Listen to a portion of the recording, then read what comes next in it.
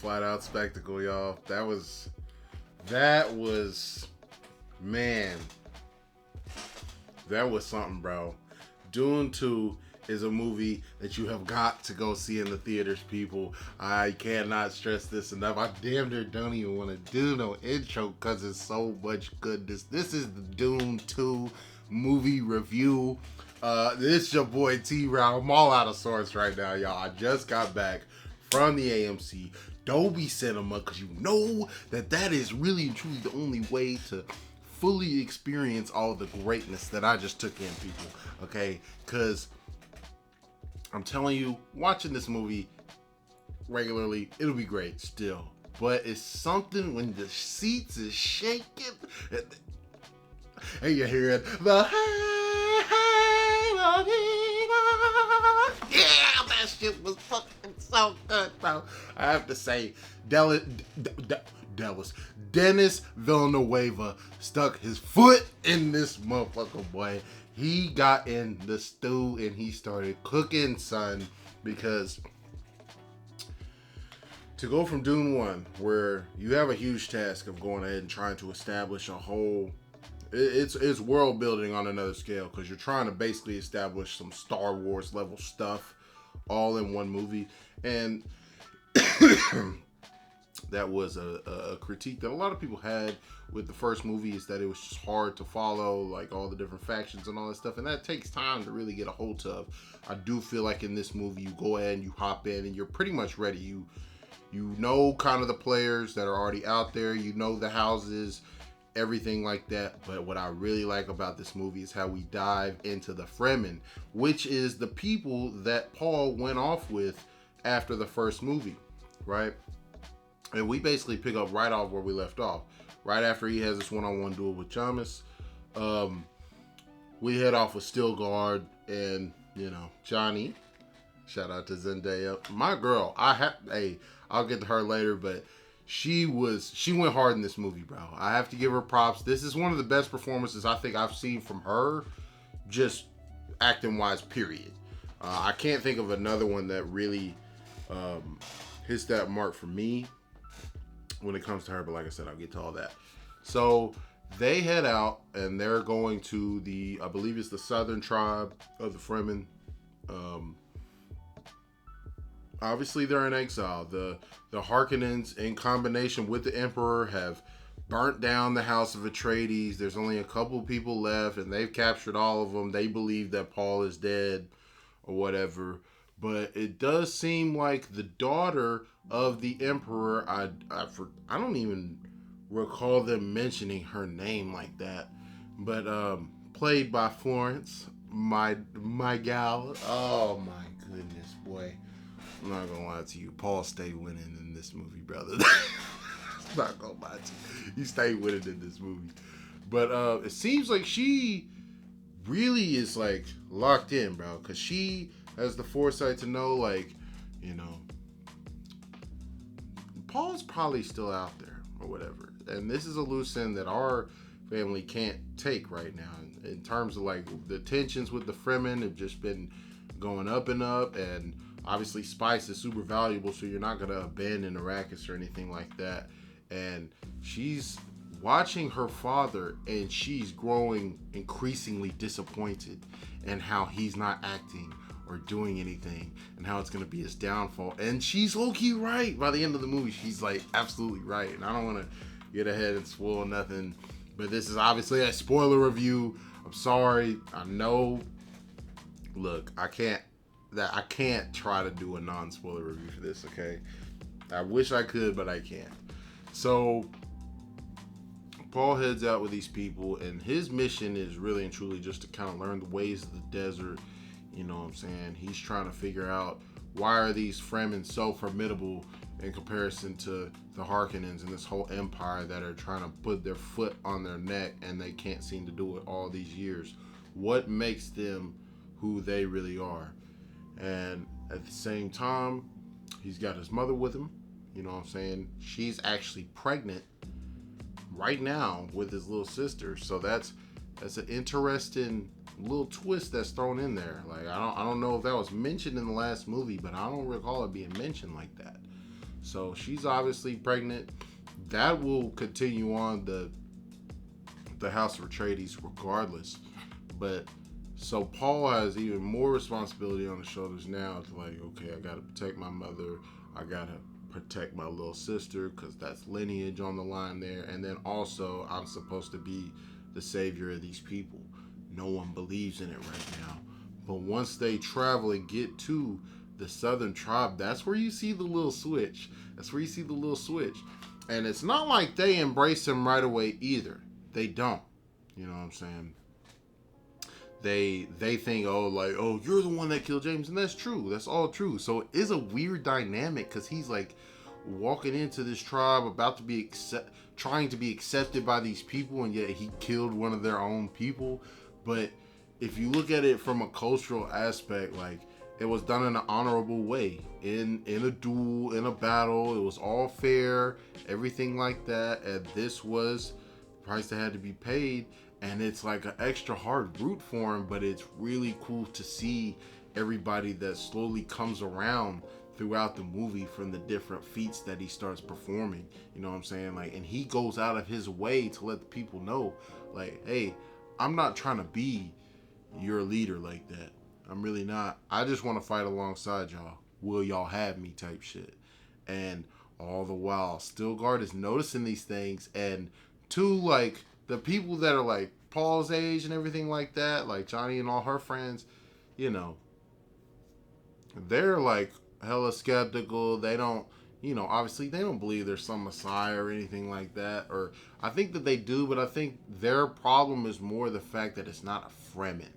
You know what I'm saying? Like, you want the savior to come from your own people, but at the end of the day, why not just accept the help that's being offered? You know what I'm saying? He's already, right now he's in a tough spot, but he's already done things that y'all can't really replicate. Like, he's making shit move regardless, whether it's for good or bad. Right now he's making shit move. You know what I'm saying? And that's more than y'all can really say, because as of up to this point, they've made it seem like the Fremen have just been straight up on the run. They literally call them rats every chance that they get, because they just been making them run around the desert, flee for their life. They're doing guerrilla warfare tactics and all that, but what is it actually amounting to? Not much anything. Batista is a man.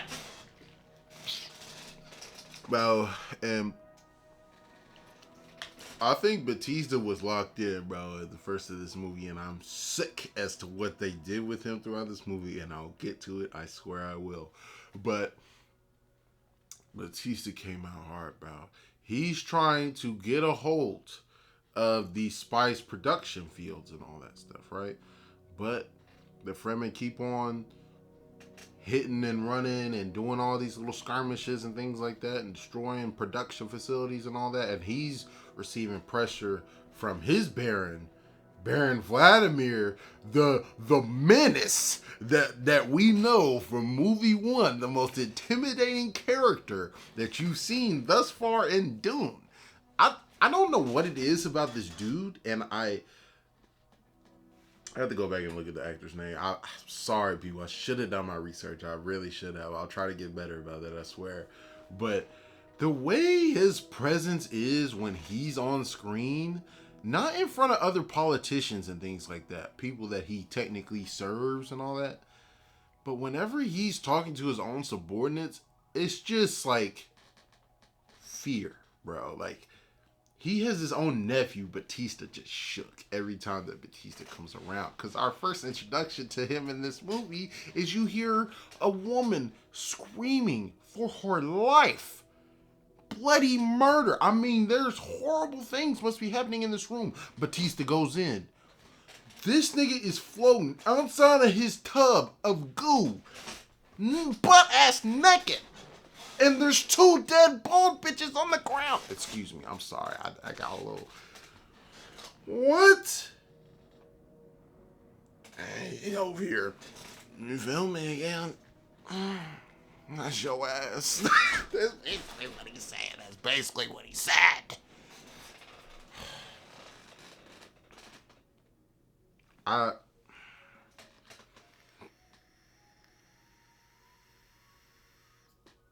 Hey, put one up for Batista, bro. Put one up for Batista, cause brother, I'm not gonna lie, you ain't. He got all that smoke for everybody else, but when it comes to this man, nope, I'm not. Take the knee side. Oh no, bro, that is crazy. That is crazy, and all the while, rumors are spreading throughout, I guess, the planet and everything else that the Lisan al-Gaib,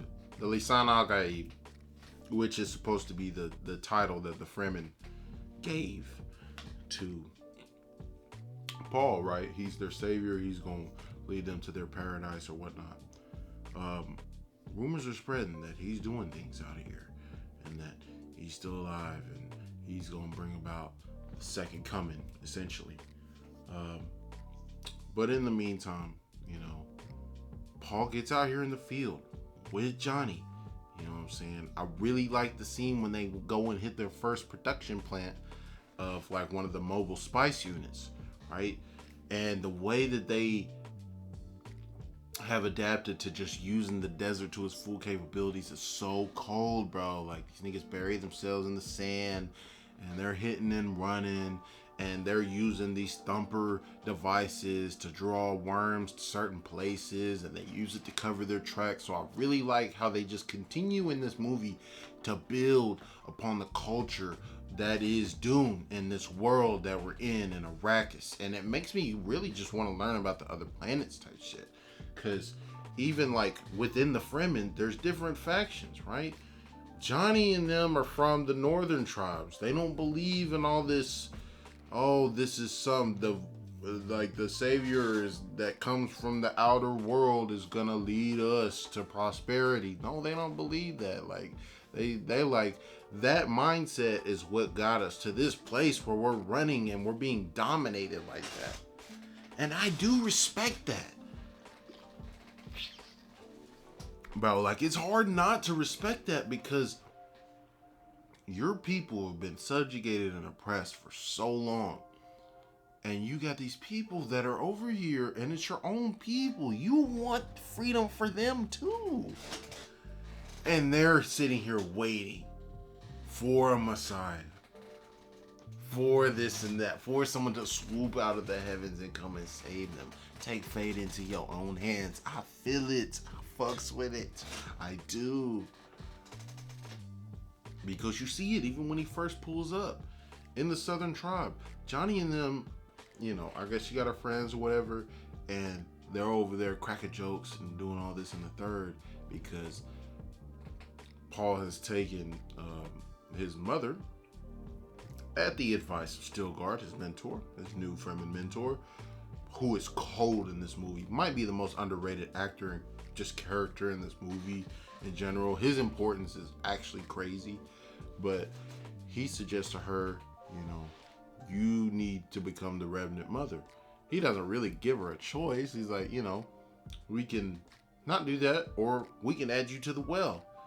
And the well is a cool thing because it's this collection of water that they've hidden underground, and it's a sacred place, and they come and they pray all the time and things like that. And they had brought James's body to this tribe. And before, when they attacked the Harkonnens, you look at them a certain way, and it's like, man, these people are low-key kind of savage like that, bro, because they have these devices where they literally stick dead bodies or other people, and that's what they did to the Harkonnen people, is they stick them and they drain all the moisture out of their body to extract the water.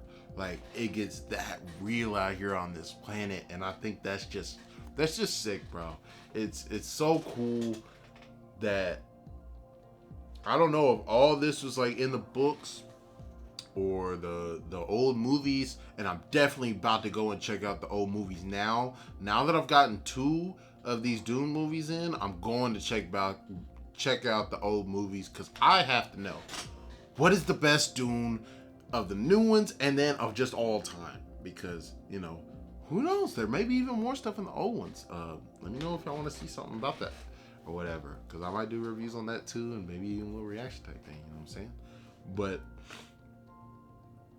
you looked at him crazy because, and Johnny was going hard, bro. She literally stuck a nigga that wasn't even all the way dead yet, and was like, get you, drained everything from him, bro. And they use that water to power certain devices and things that they have, I believe, and use the rest of their water, obviously, for themselves. But when you get back to this tribe, and they're doing the funeral rites for Jameis, you realize how much bigger it is. Like, they don't just do this to their enemies, they do this for themselves. It's the whole belief that, like, you know, and it's true to a degree, like, even with us, we bury people in the ground, they become one with nature again over time, thus helping the earth continue on, helping us survive from the fruits of their sacrifice and things of that nature, right? Of their passing. And it struck me a little bit, bro, because that's something that you don't really get to see in movies like this. You get a lot of aspects of different cultures and these fantasy, sci-fi movies and all that stuff, but you don't like really get into the weeds of it, like with the funeral rites and just how their culture kind of views everything, how important everything is. And I believe they took all the equipment off of him, like every part was put to use. Like, it may be seen as barbaric if you just look at it on its face, but it's actually like it's pretty deep if you look at it, because it's like your ancestors are actively helping you. For all you know, like the armor that you wear is from your ancestors, and the water that is stored here that's waiting for the Lisan al-Gaib, for when the day comes that your people are free and the planet is restored to greatness. That's some powerful shit, man. That's some powerful shit. So I like the dichotomy though, because when Stilgar is breaking all this down to Paul's mom, he then presents her with a choice to become the Revenant Mother, because their Revenant Mother is dying. And that's essentially the person that's taken the water of life in their tribe, which is an elixir extracted from the sandworms. We find that out later in the movie.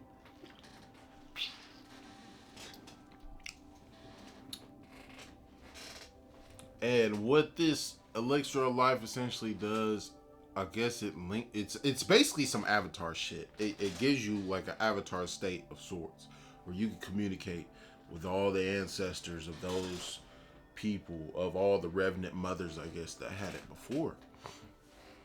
And the reason why the position is called the Revenant Mother is essentially, I think the main reason is because no man has ever survived. You know what I'm saying? And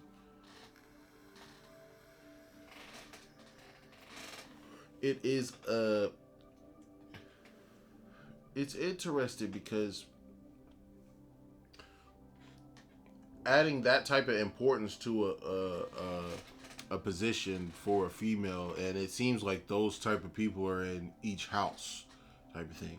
It seems like, to a degree, the Bene Gesserit faction is the same thing. Like the main Bene Gesserit woman, it seems like she's the same thing. I can't say that for sure or anything like that. It probably isn't in all reality, because they're going deep into the magic, and this seems like a planetary specific thing. And the Bene Gesserit seem like they have a whole different skill set of their own with the whole voice thing and everything like that. Because it's not like, and obviously Paul's mom can use it regardless, because she already learned that. But it does seem like the Revenant Mother of the Fremen has a different type of skill set compared to everybody else. And after she takes that, it forces her basically to damn near the brink of death. It was kind of crazy. And from that point on, she was never the same, bro. She is talking with other people, and it's a weird thing where she just starts talking to her daughter, her unborn daughter, and it's like the daughter's giving her advice and everything like that. And that makes sense later on in the movie based on what happens, and I will come to it. But I'm not gonna lie, that was very strange, very strange. But it's not. Let's see, it's not out of the realm of just possibility, because what the spice does, and maybe that's just a Paul specific thing, because I don't think they've ever fully specified the effects of spice on just regular people versus people like Paul. You know, it's for Paul in particular. It seems to give him pieces of like fragments of the future, like it's almost premonitions of a sort. But you only see pieces; you never see the whole thing. And after she takes the elixir and all that, or no, she must take it up north. I think she actually takes the elixir up north, right? They have to head down to the south because that's where all of the true believers are, the fundamentalists of the religious side of it.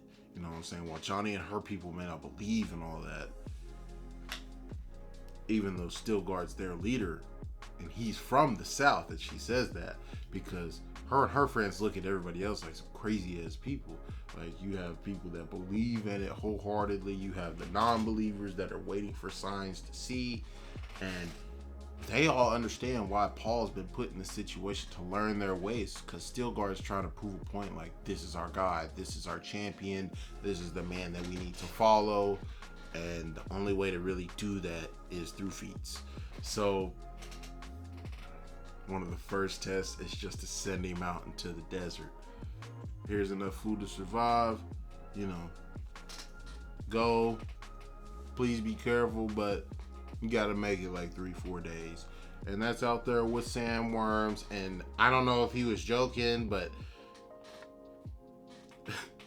fucking trap door spiders. And then in the end, he even talks about a djinn, and he's saying how don't communicate with the djinn because that's a demon, and if it starts whispering to you, don't talk back to it. Just, you know, wild shit.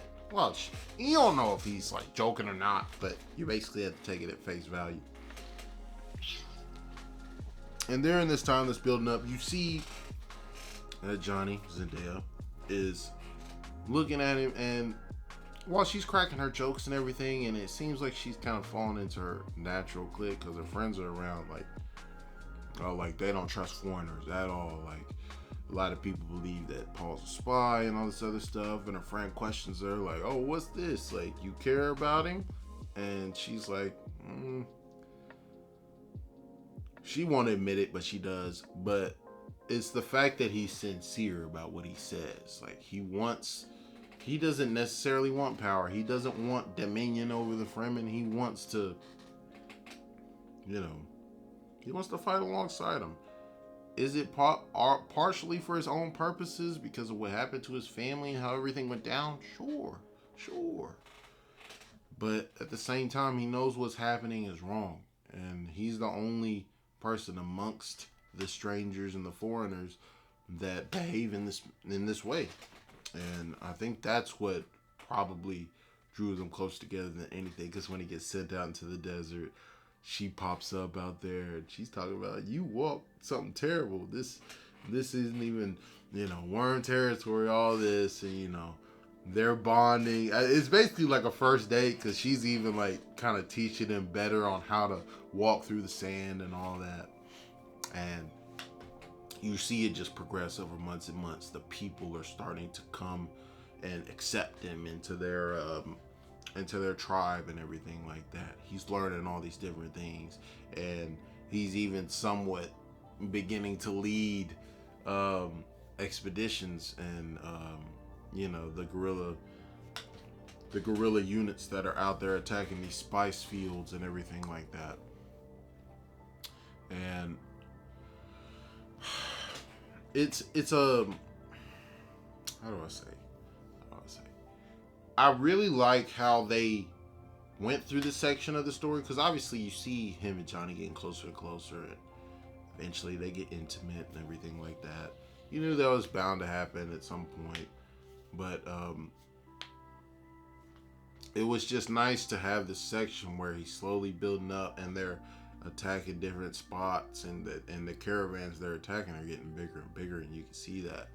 And it comes to this one scene where they're celebrating after a big win that they got, and they're ready to basically accept him and name into the Fremen tribe, and they give him the name of Usul Madib. Oh, bro, once he got that name, it was over with, bro. The legend started spreading, because even shortly after that, he learns to. He had been learning to ride the worms or whatever, but they did like the final test to accept him as a Fremen in blood, basically. Like, he's fully a part of their tribe. Yeah, call a worm yourself, go ride that motherfucker. And it's like, what? Okay. And he ain't tripping about it. He ready to do it. He ready to do it. All the while, and, you know, since Johnny's been with him and stuff, he's still having these visions about, like, it's almost like as he grows stronger, either his mind is telling him, or the future, or his subconscious, or whatever it is, that, hey, you're getting mad powerful. Once you go south, it's raps for billions. And that was crazy, because you're seeing visions of him just walking through and people just dying, starving to death, and falling before his feet in the desert. It was crazy, bro.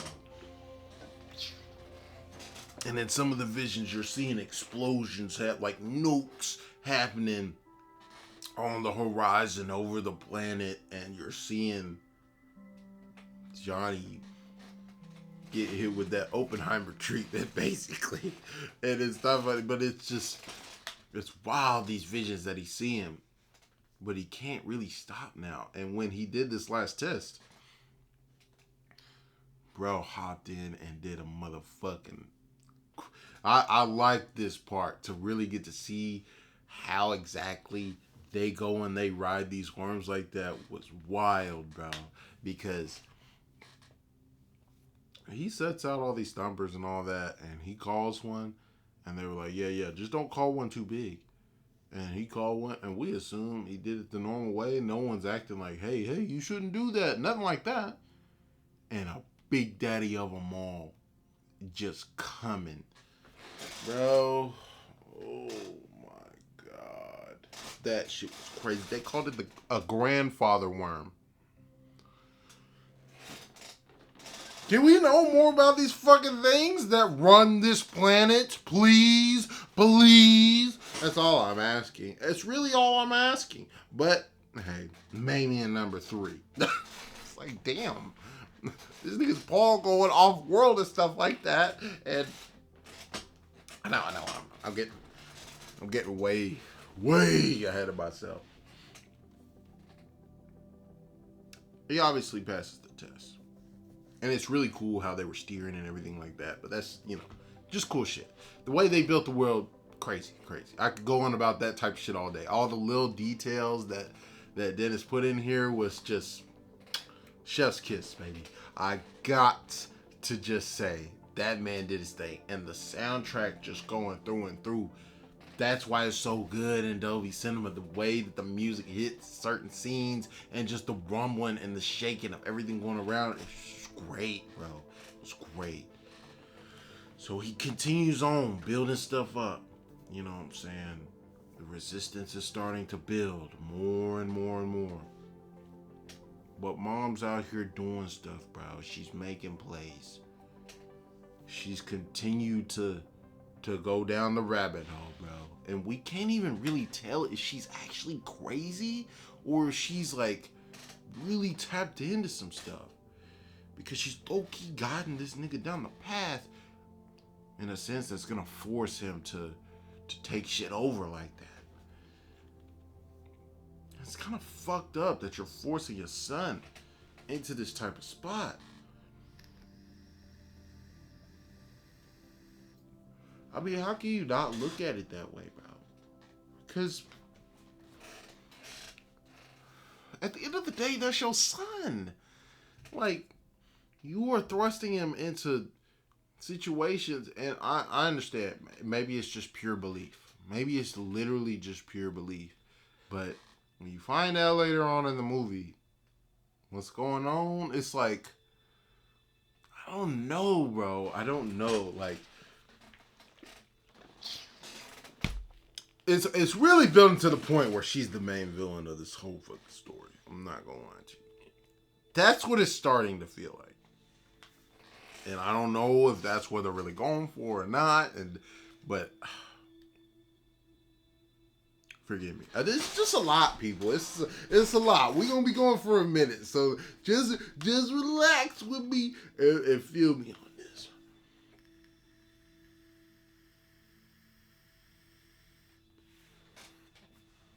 We cut over to the Harkonnens. And there's a nephew of Batista. Who is that man? Who is the man? His name is Fade Ralpha, and boy, they call him psychotic and all this other stuff because the Bene Gesserit are out here planning, like, okay, like the legend of Mahdi is going crazy right now, and it's the Emperor's daughter that's bringing this up. Because I guess she's kind of a part of them, or like one of them in training. I don't know. That's kind of unclear. But she even brings up the possibility that to the main Bene Gesserit lady that Paul's still alive. And she's like, it doesn't really matter. There's another one, another candidate to be the Lisan al-Gaib, which is wild. And I like this in this movie, the fact that there's not just one chosen one, that there's two, and there could possibly be more from the different families. You never know, bro. You never know. So obviously Fade is the champion of the Harkonnens, and it was a sick ass scene.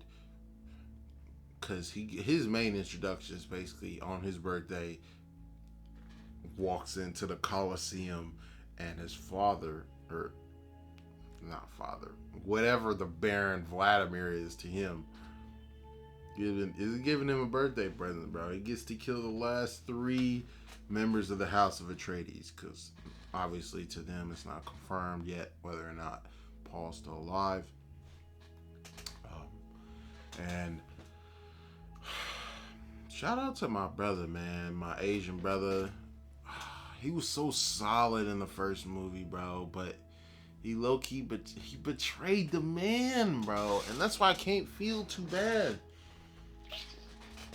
He really betrayed Paul's father like that. And that's why all this shit really started going down like that. But I can't blame him too much, because it's like, you were just a pawn, brother. You didn't even know what the hell was going on, to be honest. You trusted the wrong people, and you got taken advantage of.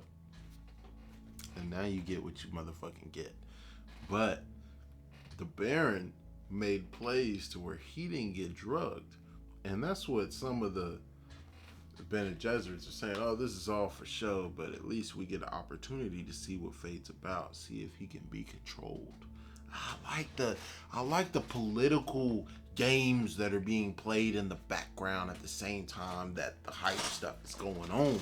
You know what I'm saying? Like, that is a crucial part as to why the world building just seems to stand out in Dune, as opposed to some of these other offshoot sci-fi franchises that are trying to build something that lasts some time. You gotta really develop your world. Make people want to know more about certain houses. Make people want to know more about different factions that are running things and don't even necessarily have what you would think of the conventional political power to make real plays and real change like that. Because from what we've seen thus far, the main families really ain't shit, even just compared to the Bene Gesserit. You know what I'm saying? Like, whatever power these people have, or however they get their position, I would love to know. What makes them who they are? Why do they have the importance that they do? It's obvious because of the abilities that they have. But how did that come about? How did that work out? Because the main families and the emperor and everyone else seem also afraid of certain houses or certain threats getting too big to where you can't control them anymore. And it's all about control because it's the empire, you know what I'm saying? We gotta put our fucking foot down and keep niggas in line. Gotta keep them in line.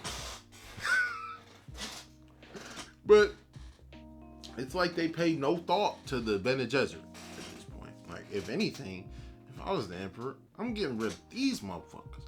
But they must be providing insight that's just too good that you can't tell these niggas to go away. You can't get rid of them. It has to be such a valuable asset that it's something that you can't go without. But yeah, so you see Fade in this battle, takes out the two that are drugged up, and then my Asian man's getting in the paint. The choreography surprised me greatly in this movie. And the initial scenes when Paul's hitting the caravans and things like that, okay, it's not all that. It's like, it's okay, but it's not crazy. When this battle started happening, I was like, oh. And I thought to myself, okay, like, there's no way Paul's gonna be able to do this later. Yeah.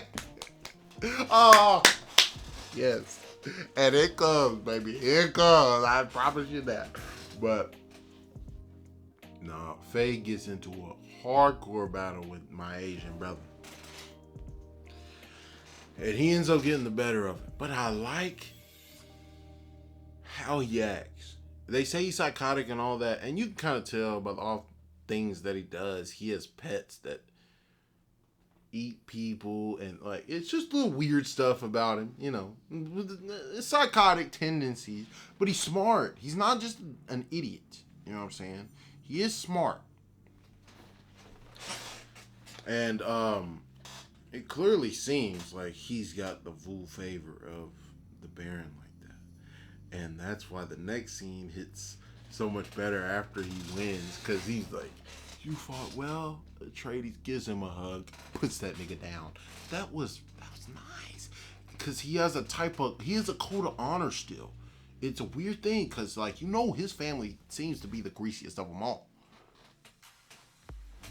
Uncle, Poppy, whatever the fuck, Mr. Baron Vladimir is the greasiest of them all. The nigga is literally covered in grease half the time we see him. Actual grease. But he got that warrior's mentality. You know what I'm saying? Like, he didn't even use his shield thing when it came to that final battle with my guy. And I respect that. And it makes the next scene so much better because then he goes and he presses the Baron. He presses that nigga. He's like, I ought to fucking choke you to death right in that tub, you fat bastard. And obviously I'm adding a little bit. But I mean, that's basically what he's saying. And he's like, this was my gift to you. This was my gift. And even when the battle was happening, Baron's up there talking about, show me who you are. Oh! Woo! That shit is good, boy. That shit is so good. So good. You telling me that shit ain't hot? That shit is hot. God damn. Running out of drink.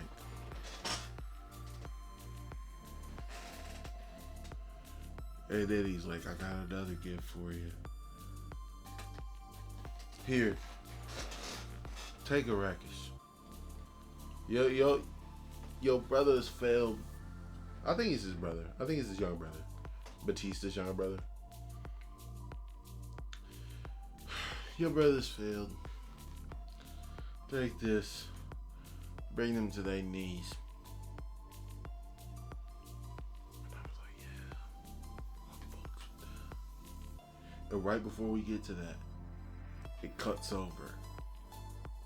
He fades heading back to his room. One of the Bene Gesserit girls is tailing him. And then this nigga disappear into the shadows. Pull up on that bitch. What's up? Why are you following me? And she's like, what? Oh, I got lost. Am I following you? And then she starts walking. This nigga caught off guard. He don't know what the fuck going on. And I knew at that moment, she got that nigga. She got that nigga. Maybe it was just the way she was talking. Cause you can't be fully dressed head to toe and then just be getting niggas riled up like that, okay? With just a few words. And he just starts walking. But she was sent to find the vulnerability, right? See if he can be controlled. He clearly can't be controlled in battle. Let's try another way. And obviously, he follows her into her chambers. Makes that brother take a knee. And we don't get to see the rest. But the air has been secured. So obviously you know what went down. Wild. And the fact that the Bene Gesserit girl that did this, carried out this mission, is reporting to the head lady. And she's like, well, why didn't you do it? Well, I didn't think it would go so well for me. Otherwise, I would have, based on the history of his mother. What happened to his mother? Oh, yeah, he killed his mother. I guess that's where the psychotic allegations come from. But she was like, oh, what were the two weaknesses? It was like desire and humiliation. That's how we'll keep him in line. That's hard, but isn't that what it is for most people? Not necessarily humiliation, but desire is something that pretty much everybody had. Maybe they're just categorizing it more as like sexual desire, but that's weird with him, bro, because he has that little weird quirk going on where violence kind of seems to turn him on. I don't know how else to put it, but that's really how it is. Man just kind of the engine gets going when smoke is happening. All right. So I did think that was a really cool sequence, but I will say that I do think that this section where we cut over to fade it didn't drag because it's super interesting stuff, but to me this was probably like the slowest little part of the movie. Even though it's all mad interesting stuff, you need to know everything that's happening. All of this stuff is honestly way more important than the world building stuff that we've been doing with the Fremen. But I was enjoying being with them. And that's how I know, like, even though I'm not necessarily like, Paul's not one of my more favorite MCs or anything like that. Like, he's cool. Like, he's really dope thus far into the story. But he's not like my guy. You know what I'm saying? Where it's like every time he's just on screen, I'm like, that's my man, you know? But when they cut over to fade like this, I'm like, man, what's going on with Paul, bro? That's how it switched for me, bro. That's how I know that they've been doing something right with the build up thus far. They really, really have.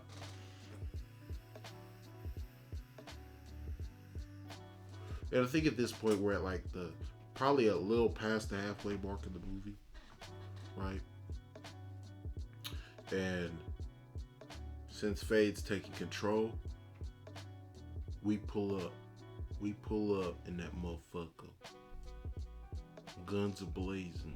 Don't give a damn. And it made me sick. It made me sick because of how they treated Batista. And I understand that there's an earlier scene that happens where Paul is starting to fucking hit his stride, baby. Our legend is spreading. We got the black cloak on, and we walking off in the motherfucking building, bro. Because they had forces, and Batista went out there himself to go and put these niggas down. He even smashed the on that bro. It's like the stuff that Batista did early in this movie, it set the tone so hard that it just had me shook, bro. When he got shook, man. He got shook by Paul. He got fucking shook. The first time we see Batista in this movie, he's getting the situation read to him by one of his advisors. And he talking shit, talking about, you need to stay here, you need to do it. That nigga said, or what's the second half of the planet look like? The southern half? And the advisor was like, well, it's uninhabitable. We can't do it. That nigga grabs his head.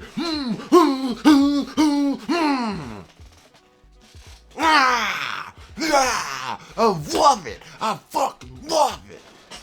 And he continues that shit when he went out in the field, not on his once. He went in the field with his niggas personally, bro.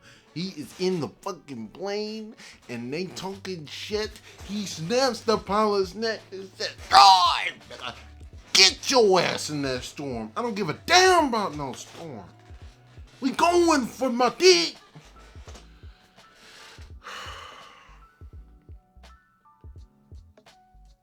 They pull up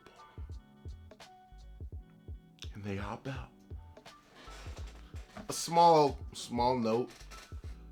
That shit makes Dune different and so cool. The way that the troops of the Harkonnens, and they showed this like basically in the opening scene of the movie. The way they float out of their ships or they climb the rocks to scale cliffs, it's like they turn their gravity off, but they still have control as to where they're going. That shit is so cool, bro. It's so cool. Okay, I just have to say that. They touch down. Niggas getting blitzed. Can't see nobody. Can't see nobody. You see people popping up out of the sand. Get into that wind. In the dust. I'm gone. Yeah. And then shit just starts blowing up and Paul just walking. Explosion. And then Batista starts running. Oh.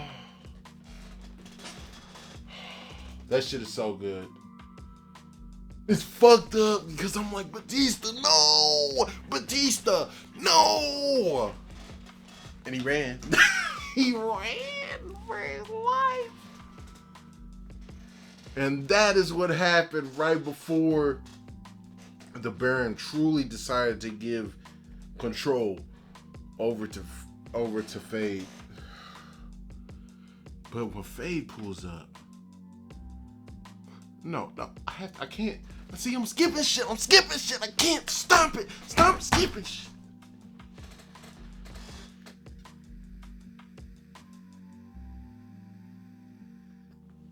I'm sorry, y'all. I know this review is bad long. I know it's bad long, but I gotta get to it. Batista pulls up on Fade and the Baron as he's about to go to the new planet. He's like, what the fuck is he doing here? And Fade just drops his ass. He kissed my boot, nigga. Kiss my fucking boot. And he does. I'm not gonna lie, that made me fucking sick. It really, really did. That was crazy.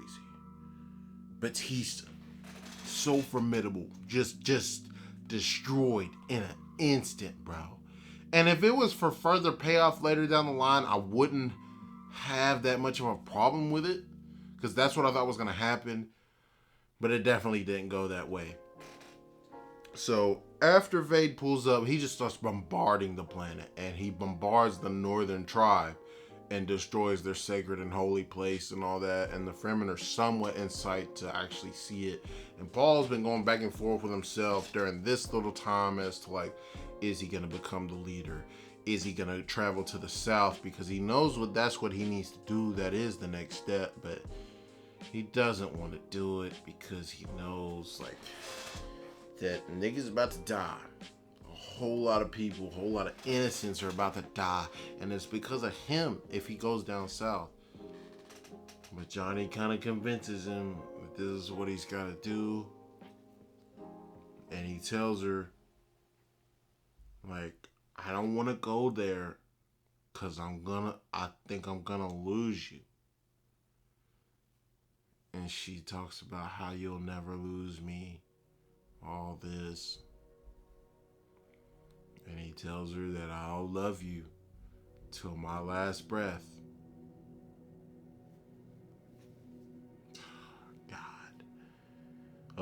And that's what I felt. I felt the foreshadowing, bro. I felt the foreshadowing so hard. I thought it was gonna amount in her dying. It was better than that, to be honest. It was much more impactful than actually killing her off or anything like that. Well, she don't die. And it was great the way it played out.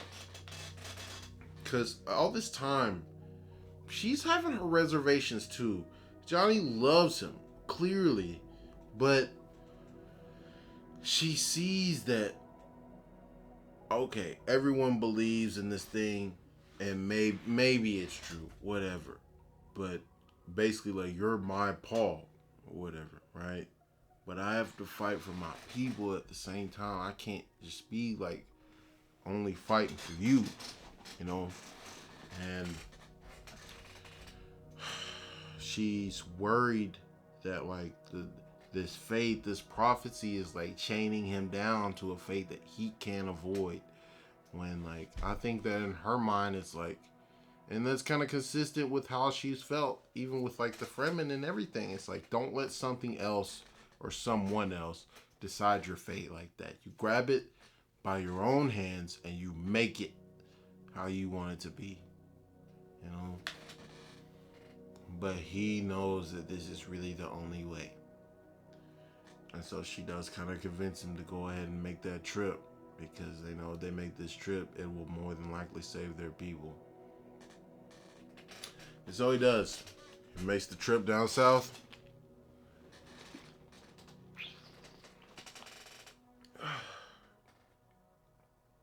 He goes down and takes the elixir of life. And remember, there's no man that's supposed to be able to survive this. Obviously, he does. But when she pulls up,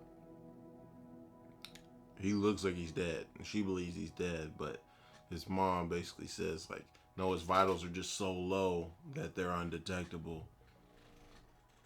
And she commands her to do it. And you're like, what the fuck is going on? And it goes back to the meaning of her name, her actual Fremen name. And it stands for Desert Spring, and what her role is. And the mom breaks it down to her as, it's like, you may not believe in this shit, but you was a part of it, so do it. Bro, whenever they use the voice, that shit is so hard. That shit damn near scares you. It's crazy. It's so cool. And she mixes her tears with the elixir, puts some on him, and he wakes up. And you could tell right when he woke up, he wasn't the same.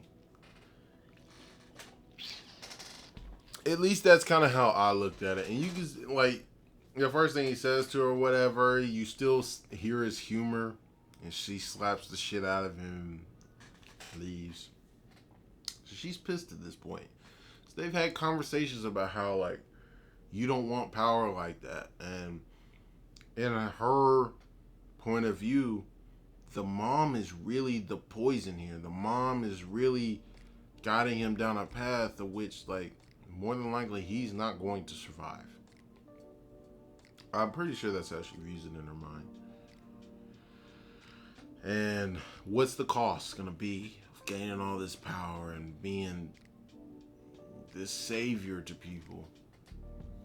Who does that hurt in the end? And she has fair points, bro. She has absolutely fair points. And honestly, she's absolutely right. Because towards the end of this movie, you start to see everything that's playing out is really just some part of a plan that, you know, whether the mom is getting it from her daughter or the ancestors or whoever, it's playing out that way because she's designing it that way. And it's fucked up because she's literally inciting a holy war. That's what she says in the movie. A fucking holy war.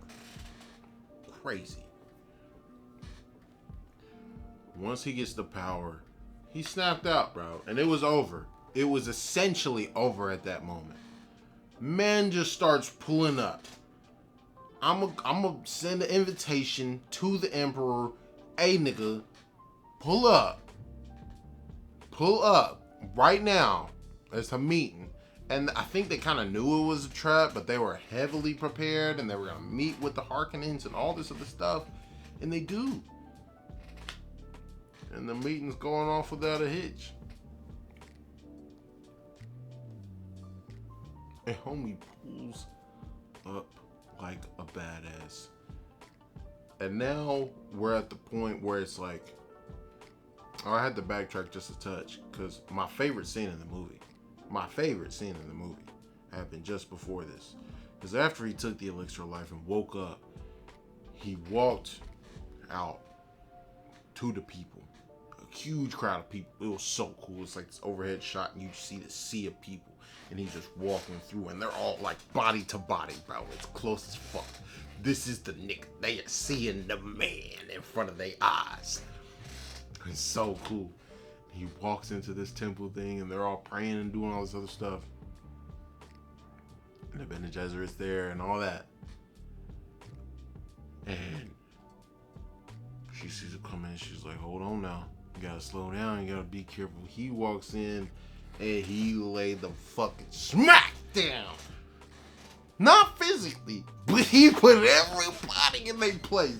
He walked in that booth and he said, nobody in this room can go against me. Come on. Come on. You telling me this shit ain't hard? You telling me it ain't hard? Damn. And everybody, all these hundreds of people start pulling their knives out. And niggas like, oh, what the fuck? What's going on? And then he starts breaking it down. He's like, you know that this is your chance. This is the chance of a lifetime. You know that you could take it, but you're afraid. Hey, bro, he's literally walking around looking at niggas in they mug. Yeah. This was so fucking hard, boy. And then he goes deeper. He's like, your grandmother, she died 9 moons ago. Oh, and then, Bakana! I can see the future. In the past. He's like, she lost the eye during this when she was 12, and then she said this. This was her name. Take the knee, brother. He did it to the other one. The priest that was ridiculing him when he came in. You can't speak. You're not the leader. When that nigga first walked in, he said, I make the way. You want me to break my best weapon? No. No.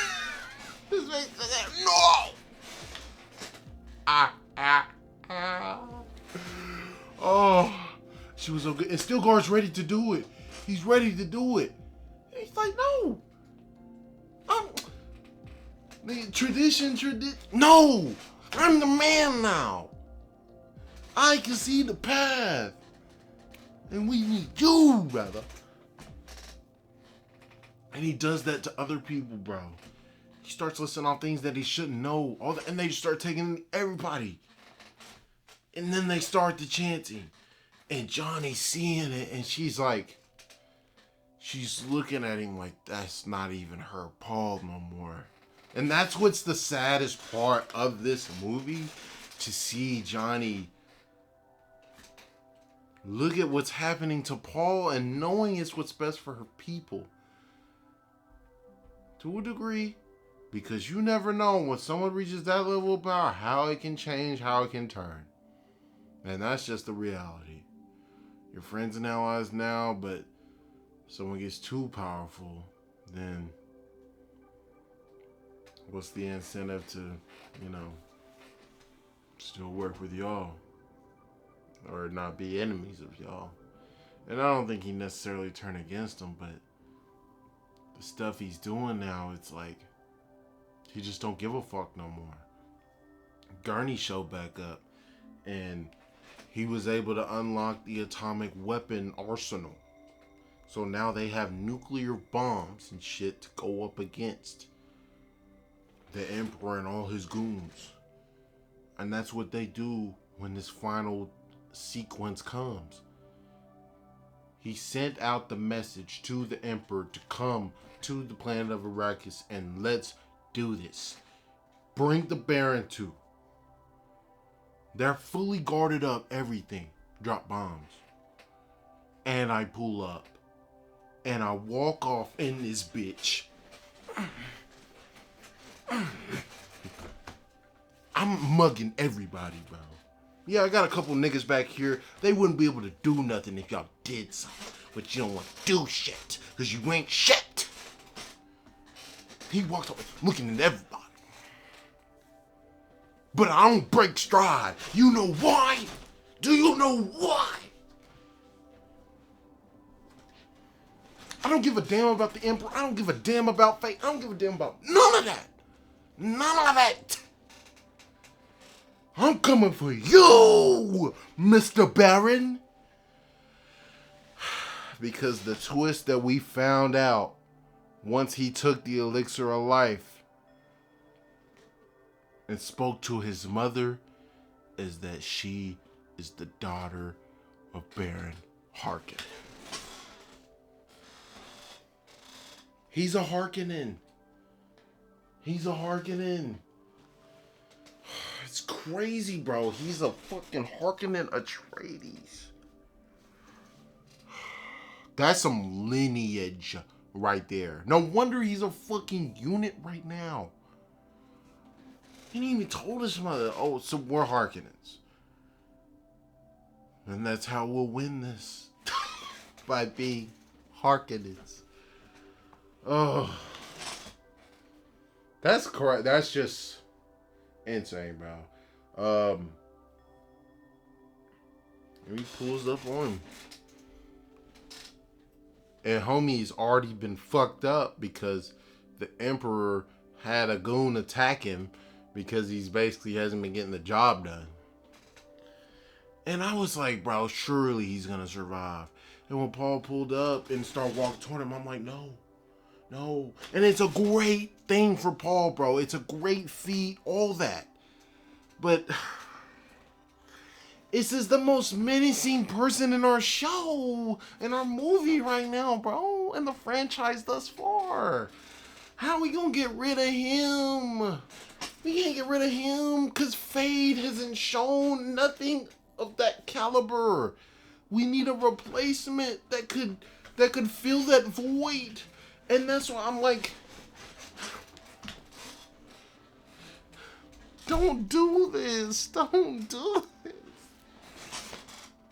Don't do this, Paul. For me. It didn't matter. He said, grandfather,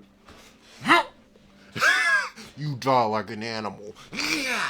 Tell them, and he told them, he breathed their breeze, said, you throw his body out to the desert. Yeah, because that's what it is. And he said, I will take your daughter's hand, and I will rule this land.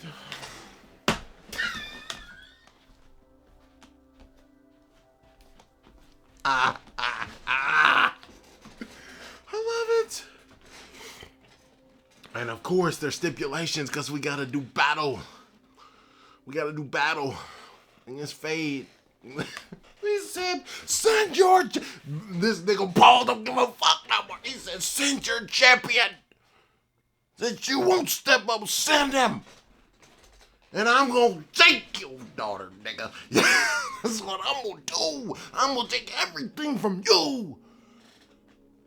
Because you killed my baby. And Faye's like, well, I'm right here, Atreides.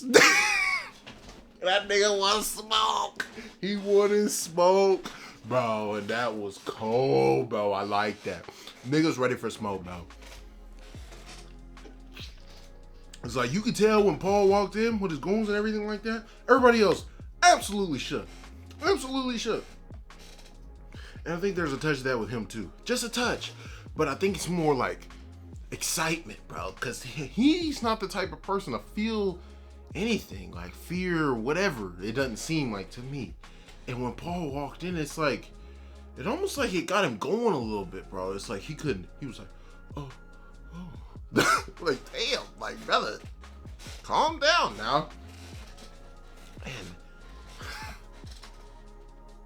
my favorite part of the entire movie is when he walked in and did all this and walked past and he killed his grandfather. Said, fuck him. And then he walked up and pressed the Emperor with the guards in between. The Bene Gesserit main woman, she gonna talk about, you can do this. He said, silence. He hit that voice on her. She said, oh, abomination. Bro, how are you gonna be the person that we know is the person to teach everybody? You taught everybody how to do the voice. And a man comes uses it on you. Someone comes and uses it on you, and it's so strong that you almost fall to the ground, and you call him an abomination. That's to show you the type of levels that Paul is on, bro. When he pulled up in this bitch, he had a worm just going. He walking normal. We ain't doing no sand walking no more, nothing. Just worm going behind him. Just, what? He's on a different plane. And when it came to this fight with Fade, it was so clean. And that's why I love this entire final sequence of this movie. After he took the water of life, it was up, bro. But in this battle, Fade starts getting the upper hand. Like, they're going back and forth, tech in the paint. Hand to hand, one knife, let's go. Oh, we getting down. And we're trading licks, we're trading headbutts, everything. I was shocked that Paul came out like this in this battle. And Fade starts getting the upper hand. And Fade stabs him through the side. Big ass knife, bro. It's basically like a short sword. Extra long dagger. Just sticking out of his side. And then he comes to finish it. Got the knife coming towards my man's neck. He grabs it with his hand. And it's sliding through his hand. It's sliding through his hand. As he's bleeding everywhere. And this little ball of... And he goes to do it. Paul got his ass. He must have taken the knife out of himself to stick that nigga. And when it was done,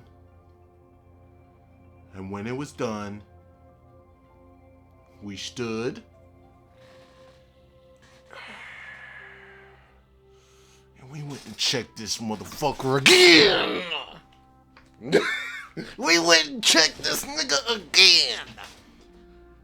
Emperor! And the Emperor's like, you know why I killed your daddy? Huh, boy? Huh? You know why I killed your daddy? And shout out to that actor, bro. He's a goat. Yeah, I love him so much. Perfect choice for him. He was weak.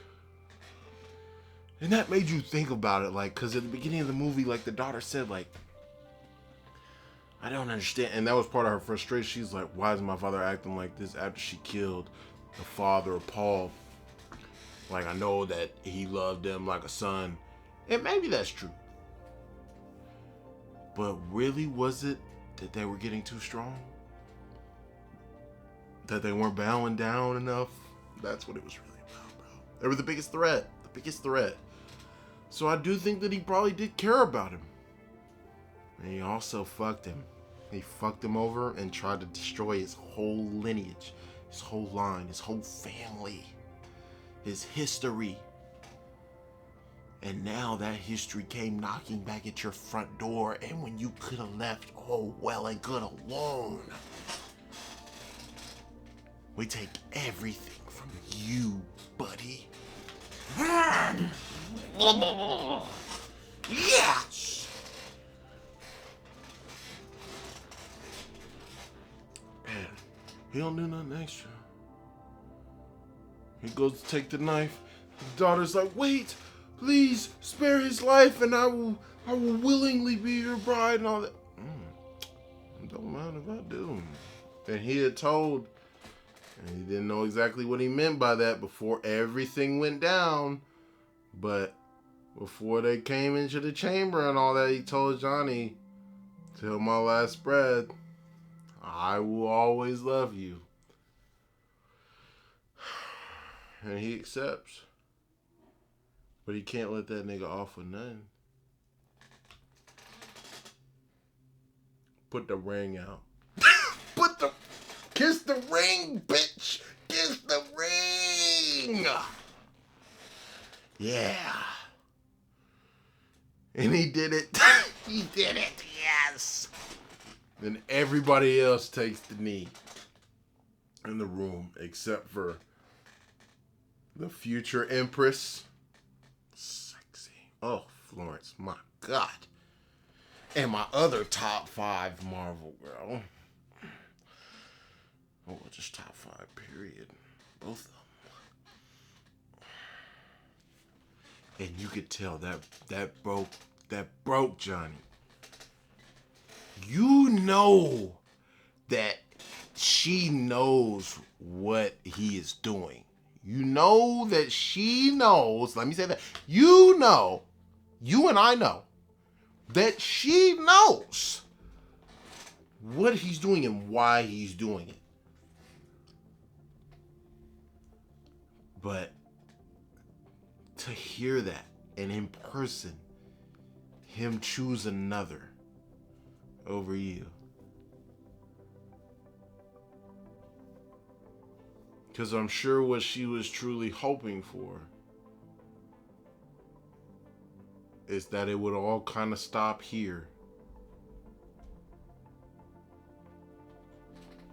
The Fremen would be free and they would be together. But that's naivety. And it's awful. And I felt so much for Zendaya, Johnny, in this movie. Because you could see she was hurt, bro. She was hurt. And she storms out. And you can tell that homegirl sees, like, oh, that's the one that he really loves like that. And I can't tell if she will end up having real feelings for Paul, or if it's just going to be like, I got to keep playing the game, you know, my position is secured, let me keep playing the game for the sake of my family. Because at the end of the day, that's what it's mainly all about. Everybody's in it for their own family, you know what I'm saying? Political alliances and all that, all well and good, and love, it's in there. Probably not for most, but it's about the politics. And I like that they revved that up in this movie as compared to the first movie, because they laid out the players, but you really got to see the different factions at play in this one. And exactly what everybody's shooting for, what everybody's going for. And apparently they had invited to the other great houses to this meeting as well. And they pull up after all of the business is done. And they send a message back and they're dipping. Because I guess they entered the atmosphere and figured out what the fuck had happened and how Homeboy had took over. Because they took over Arrakis City as well. It's crazy. It's crazy. And Gurney kills Batista. That was such a waste. Such a waste. It's you kill Batista and then you kill Baron Harkonnen. That's where I was like, that was a little much for me. The Great Houses sent the message back as they're dipping, saying that they have not accepted the order of ascendancy from Paul as the new emperor, and now Paul and the gang is headed out to outer worlds. Meanwhile, Johnny stays back and summons a tremendously sized worm. It looked like it might have been the same size as the one Paul got that first time, or could very well be bigger. I think it's the same size as the one that we saw that first time. It was fucking humongous though. So I'm very much looking forward to see what happens with that.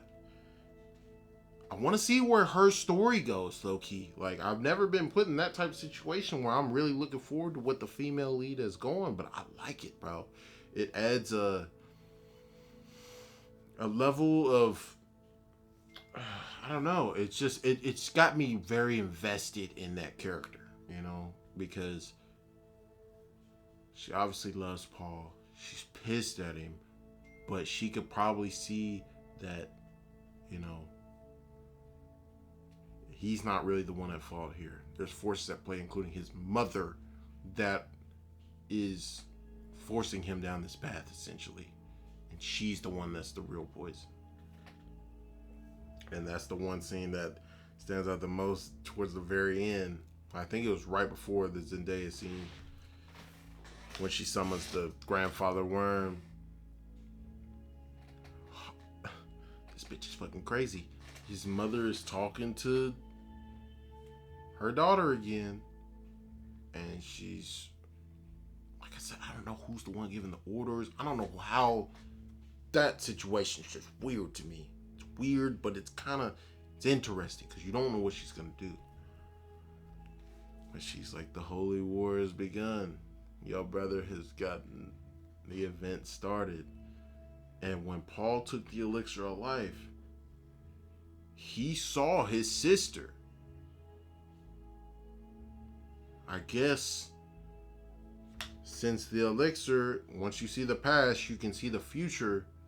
You really didn't see him go through any of the crazy effects that the mom did. But what he did see was his sister, his age, speaking to him and basically reassuring him about what he has to do and how she'll be with him. So, are we gonna time skip in the next movie forward? I don't know. Is she gonna be a player that's involved? How long is the series going, bro? Is it gonna be 3 movies or 4 movies? Because I was for sure before this movie that this is a 3-movie series done.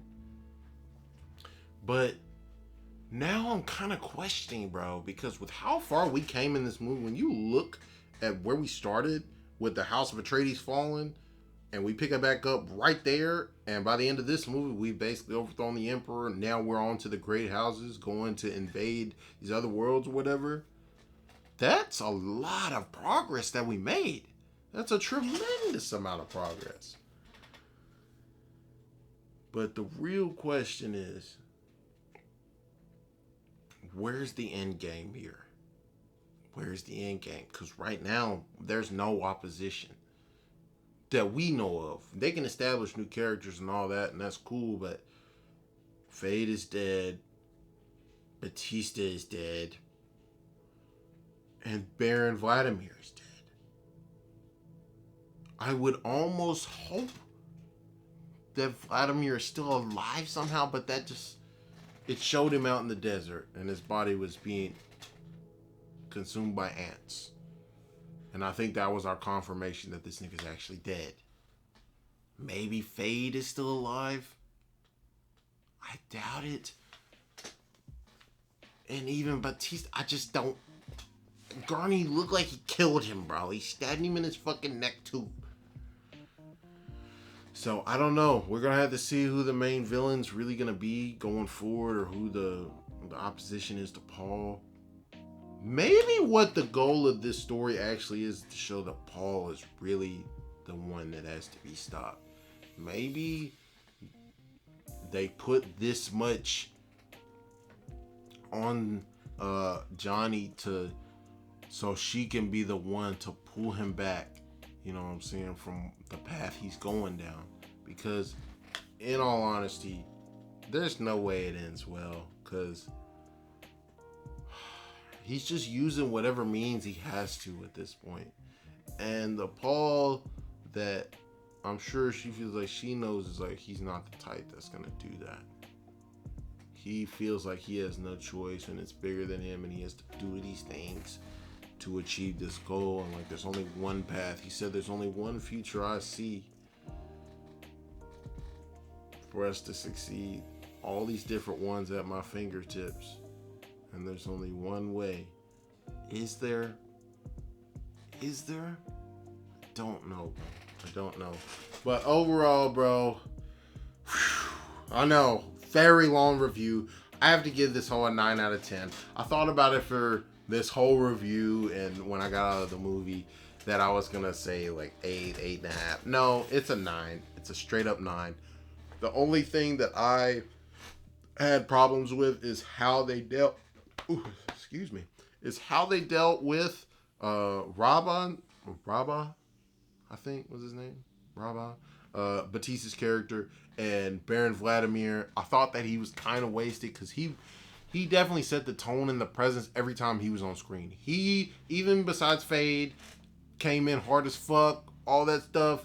No, Baron Vladimir was the guy, the most intimidating force that we go against. That's how it was in the first movie. That's how it still was in the second movie. And we got very limited scenes to see that. I don't know exactly if someone can really bring that. We're going to have to really get somebody that's going to be that motherfucker. Okay, I'm just saying. So, yeah, I was a little disappointed with how those two were dealt with. More so Vladimir than Batista. It's a shame that Batista was treated the way he was, but at the end of the day, how much significance did his character really have? It was like he was the role of that top goon, and you know, you had potential to do stuff with him there, even if he was like embarrassed by Gurney and got away. Like, you could do stuff with him there, but maybe that's not the direction that they wanted to go. I just really and truly don't know who's going to be that next one. Is it going to be the Empress, like plotting against Paul, even though she's married against him, married with him? Is it going to be the mom? My bet is on the mom. The mom, I don't know what's going on with her, but her end goal has to be something completely different. And whatever the elixir of life is exactly would be the answer. Because I'm still not convinced that it's like some Avatar state thing where it's all these people. For all we know, it could be one person that's basically giving out the orders to the people that, drink the elixir of life. Like, who's to say you have to follow these certain paths and things like that? And how do these worms have this specific elixir within them that's only extracted when they die? Like, there's so many questions, but I do like that. It's one of the few times where it's like there might be more questions than answers by the end of this movie, but it's just drawing you in more. It's only drawing you in more to the world. It's only made things that much more real and just feel like the world is alive for real.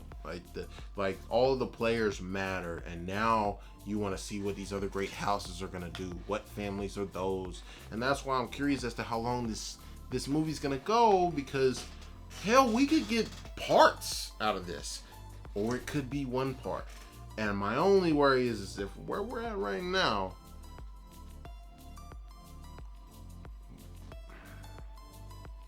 one or two. It has to only be one or two. I'm leaning towards two. Because you could really draw out this development of Paul here and see exactly how he comes back from being the conqueror of worlds that he was so afraid of in movie number 1, and now it seems like he's about to go and be that. crazy. But let me know what y'all thought about the movie, man. I know it was a long review, but this is the spoiler review to Dune 2. Let me know what you thought. Is it better than Dune 1? Who was your standout performance of the movie? I'm not gonna lie, man. If I take out MC, because I'm not gonna lie, Timothy turned up. Once he took that elixir, he turned up the acting to 10 for that last half of that movie. And he's always been playing his character well. But now, where the character is, he's gotten the ability to really go ham like that. That shit was hard. Zendaya was really good, bro. Zendaya was really good. I would say Zendaya may be the best overall character in this movie for me. Just in terms of like, you see what she's seeing. You see what she's going through. You see that she's dealing with that struggle of wanting to save her people, but also wanting to save the man that she loves. And how that's going to play out is only probably going to get better as we go forward, especially that new tension that there is between the new Empress and Johnny. That's going to be very interesting to see the real tensions is really going to raise up if heirs become involved, because we already know that Paul and Johnny got involved. Does that end up happening on the other side too? I guess we'll have to find out, wait and see. I think my favorite low-key is Stilgar, his framing mentor. The way he was mad important, bro. He's like the sleeper character of the movie to me, because like he really got things moving, bro. And his own people don't even really believe in him like that, because I guess he's been always very religious and thought there's been certain ones before, but he's really like, he was willing to stake his life on this one. He was willing to give up his life over and over again for Paul. That's just how much he believed in him. And that's the power of faith, man. And it goes back to what the daughter of the emperor said. Like, she told him, like, killing the Madib is not the way, because you kill a prophet and then you're only gonna make a martyr, and then it's gonna get stronger and things like that. But he was like, well, you don't understand what I'm doing. And she was like, no, you don't understand the power of faith. Shit is everything, bro. Shit is everything. But like, subscribe. I'll catch you on the next one. It is your boy T-Rav. I'm out.